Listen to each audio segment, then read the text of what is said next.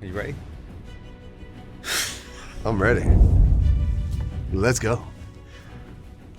I'm gonna do my best Sean opener. What are you about to do? I was gonna do my best, Sean. Oh, go for it. No, I was gonna let you do it. No, you're good. You're good. What's up, guys? Welcome back to this episode of Beers and Breakdowns. Today, we're gonna do The Brave, episode 3.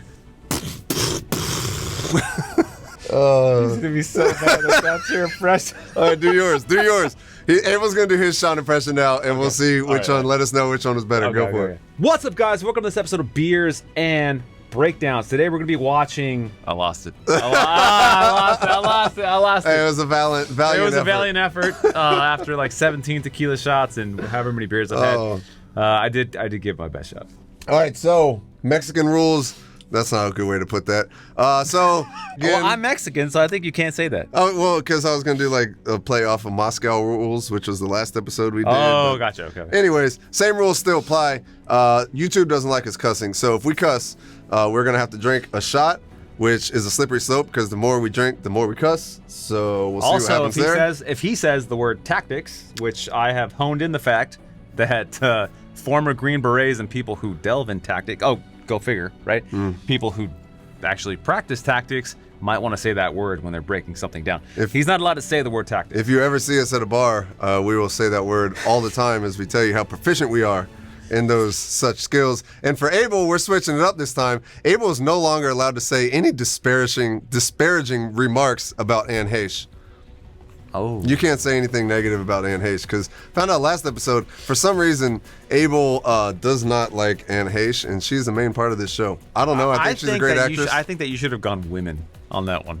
I thought that's where I thought you were going. I thought you said Abel's not allowed to say any disparaging remarks about women. Just the one specific one. We're going to post up outside the hotel. Preach will put our distraction in place. And we wait for Booth to arrive. Now, once Amir makes Booth, he's going to start his move. And on Jazz's signal, now I blow the truck. And in the ensuing chaos, we will have bugged the most elusive arms dealer in the world. So, I think this is so hilarious because this is probably the most realistic part of the show because this is essentially every SF or special operations guy trying to blend in and be casual. You see the team leader with the beautiful hair has on a polo. Yeah. He's got his jeans. That's hugging his biceps. Exactly, yep. Right? And he's got his Merrill boots on, which does not make sense altogether. Okay. Then you've got the other guy who's got a flannel on. Every SF team, most of the guys when they are casual trying to blend in, there's flannels in there. Just the way everybody looks right now, if you go to any airport, like SeaTac Airport in Seattle, or if you go to the Charlotte Airport, CLT over there, and you go to like the US, or not the USO, the Centurion Lounge, because all military get free Amex Platinum. So Do you really? Yeah. Amex Platinum's free. Oh my God. So that's why if you go to the Centurion Lounge in CLT, it looks like you're in the USO because it's all military and it always looks like this. You'll see a team of guys or a bunch of guys and you're like, that's an SF team. That's an SF team. And so for some reason, SF guys, they think they're blending in, but they're standing out. That's why Sean made that reel. It's like when you're an SF guy, like trying to fit in or be the gray man. Yeah. That's why it's so triggering to people because it's true. Yeah, but now as a civilian, I watch people walk by me all the time. Like, that's a team guy. Oh, 100%. Yeah. Like, I see it, and I'm just like, okay. Once your eyes are open to it, you realize, like, oh, yeah. It's like, gray my ass, bro. Yeah, I can see you a mile away. So, all right. So, we were in Nepal one time. My team was there, and that's the mission. One of the missions I always talk about. But one night, we were out at a club called Purple Haze. It's just big nightclub in Nepal, and it's 2 floors, and we're up at the top floor, and we're just having a good time drinking. And through the crowd, we're looking down, and we're like, those are SF guys. They're like, they're not us, but those are white guys, and they're dressed like him. Mm-hmm. And so we go down, and we're like, hey, you're SF guys. And they're like, yeah, how'd you know? And we're like, ah! And come to find out, they were there for the Nepalese mountain school. They had no idea we were there. We had no idea they were there, but we spotted them out immediately. Because we're SF guys. Yeah, how'd you know? Because we're SF guys. Brother. You guys go in the next room and like... So we all came from the same place, but we had no idea that each other were there. So yeah, we went and jerked each other off in the bathroom. You guys talked about how cool you guys were. Hey, I'm this cool. How cool are you? This is what I did during my fucking test. This is what I did. Oh. You said a bad word, Mr. Abel. I got to write you a new statement, my friend. I can clap without using my hands. Really? I can clap without using my hands. Oink, oink. What does that mean? I just love the animal sounds. It's the year Kurt was born. Yep. Right after World War II.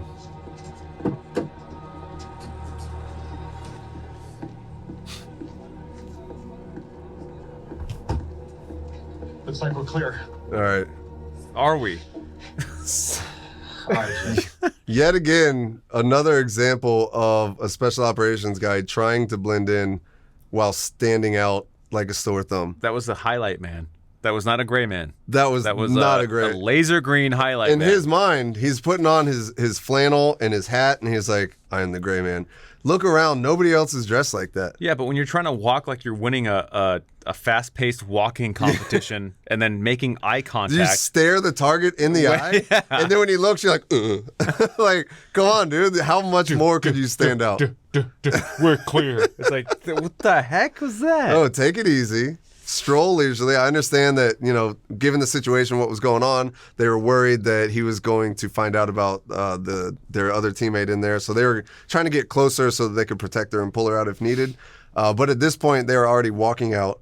Everything was kind of died down at that moment. So he could have just pumped the brakes a little bit. Yeah. And we'll see later on how he highlighted himself by doing this, because now he's sticking out in the guy's mind. So it just goes to show, sometimes you think you're the gray man, but you're the pink and yellow man. Just standing out like a mofo. Yeah.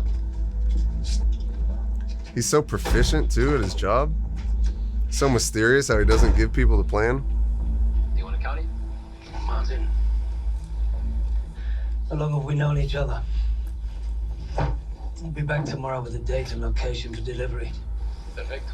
Gracias, Gus. Mañana. Hasta mañana. Ciao. Okay, Top. They just exchanged the bag of money. They're on the move.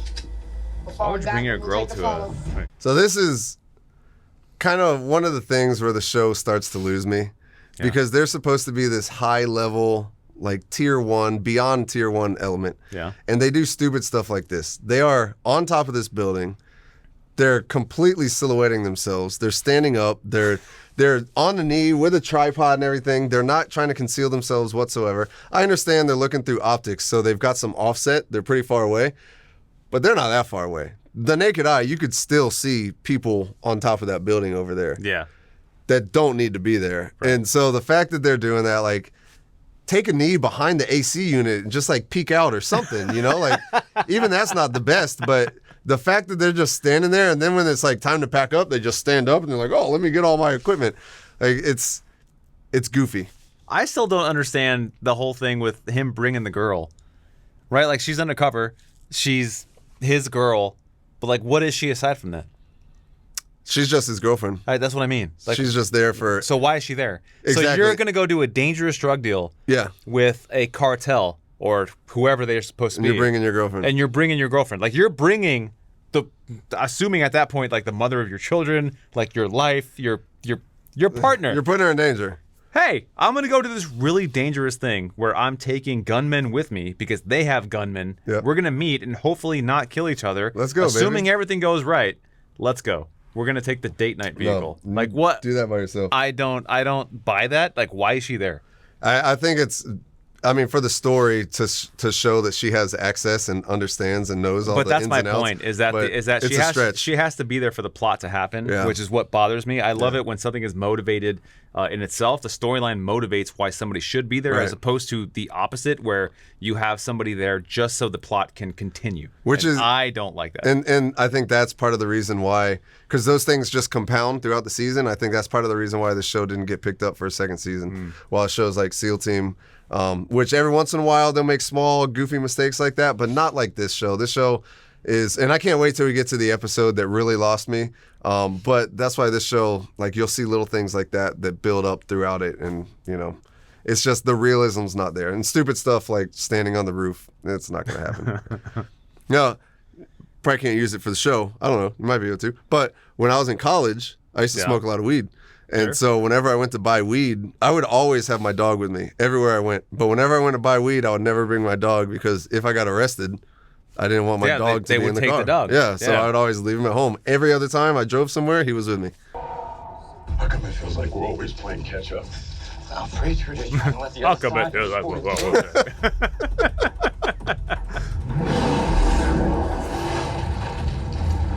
Okay, Booth just passed us. We're back in position behind him. What's the plan, Top? Same plan. We're just not going to use a I feel like his real name should be Buzz. It does. All right, stop. What are you going to use? That's hilarious. He does look like a Buzz. Does that not look like Actually, somebody named let it play again. Buzz? You know, sometimes with us, it's better if you don't know what's about to happen. All right, you can stop now. So a couple things happen in this scene. For one, the bad guy, or the Russian dude, his spidey senses start tingling. He's like, you know what, let's turn around. And so he turns around, which totally screws up their ambush that they had set. So then these guys got to go off the road so that he doesn't see them. As soon as they pass them, they are miles in the desert, nobody around. As soon as they pass, they get right behind him, and they're still trying to be like concealed. It's like all of a sudden you're just going to shoot out of the desert from behind a bush and get behind this vehicle, and that they're not going to notice that you're there. And then the other part, again, he's not briefing the plan. They're like, what's going on? And even the other guy, Preach, is like, sometimes with us, it's better if you don't know the plan. Like, no, it's not. It's never better if your team doesn't know the plan. He's a new guy. They're treating him like, still, he's a new guy, but he's another shooter in the vehicle. Yeah. They need him. Give him the plan. Let him know what's happening. Like, how are we going to initiate this? What are we going to do? It's better if you know nothing and can't help us at all and just stay in the dark. It's like, okay, I guess I'll just go screw myself in the back of this Trailblazer right now. Okay. All right, cool. All right, so that's kind of it, man. That's episode 3 of The Brave. Greater Good was the name of the episode. It's a decent show, but now we're starting to see some of the cracks, man. Some of the military movements, I want to say the other words, some of the techniques that they're using are kind of wazoo. It's a military term for you. Are kind of wazoo and don't make much sense. You have open frame to end the show. You can say. All right, cool. So some of the tactics that these guys are using are kind of not that solid, and you're starting to kind of see that. And so some of the cinematography liberties, I guess you could say, that they take aren't the best as well. So we're starting to see some of the cracks in the show. But decent enough show. We'll get to a couple more episodes of this. Let us know if you like this show. If you've seen this season all the way through, let us know what you thought of it. Like I said, I thought it was decent. It just had some difficulties towards the end. But let us know. Let us know if you checked out the Barbell Apparel sale. Like I said, hoodies are free, actually. You get a free hoodie with a $99 purchase or more.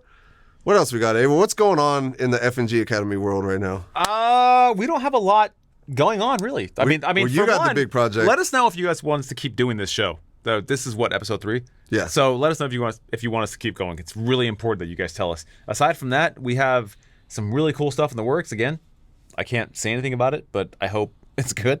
I hope that once I'm done with it, you guys appreciate it. And aside from that, I think you guys are going to love it. And I'm excited to do more. So I hope you guys do love it, because that'll allow us to do more. We're branching out a little bit, not getting away from, just adding to the repertoire of what we have on YouTube. Yeah. Getting into some more serious Special Forces related stuff. So I think you guys will like it, especially those OGs that have been around from the beginning, from the inspirational videos, which, by the way, are now on Patreon, patreon.com/FNG Academy. Check us out there. It's only $10 a month. We got over 100 posts there. We post weekly. We do monthly giveaways as well. So check us out. You could cancel anytime if you don't like it. But give us a look over there. And other than that, we'll see you on the next Beers and Breakdowns. Peace.